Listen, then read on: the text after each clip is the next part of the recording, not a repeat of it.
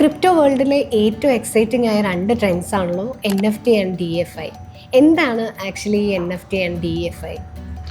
So ഈ രണ്ട് ട്രെൻഡും block ചെയിൻ്റെ massive പൊട്ടൻഷ്യലുള്ള ഒരു രണ്ട് വേർഡുകളാണ്, അല്ലെങ്കിൽ രണ്ട് ഓപ്ഷൻസുകളാണ്. NFT എന്നാൽ നോൺ ഫഞ്ചിബിൾ ടോക്കൺ. പേര് കേട്ടാൽ പേടിക്കേണ്ട ആവശ്യമൊന്നുമില്ല, അത് വളരെ സിമ്പിളായിട്ട് പറയാൻ പറ്റുന്നതാണ്. ഫസ്റ്റ് നമുക്ക് ഫഞ്ചിബിൾ എന്താണെന്ന് നോക്കാം. It is interchangeable. For example, നിങ്ങളുടെ കയ്യിൽ ഒരു 100 രൂപ നോട്ട് മാറ്റി വേറൊരു 100 രൂപയുടെ നോട്ട് എടുത്താലും വാല്യൂ എന്താണ്? സെയിം തന്നെയാണ്.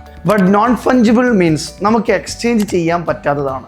അതായത് നിങ്ങളുടെ ആധാർ കാർഡ് അല്ലെങ്കിൽ പെയിൻറ്റിങ് വേറൊന്നുമായിട്ട് എക്സ്ചേഞ്ച് ചെയ്യാൻ കഴിയില്ല, കാരണം അതിനൊരു യുണീക്നെസ് ഉണ്ടാവും.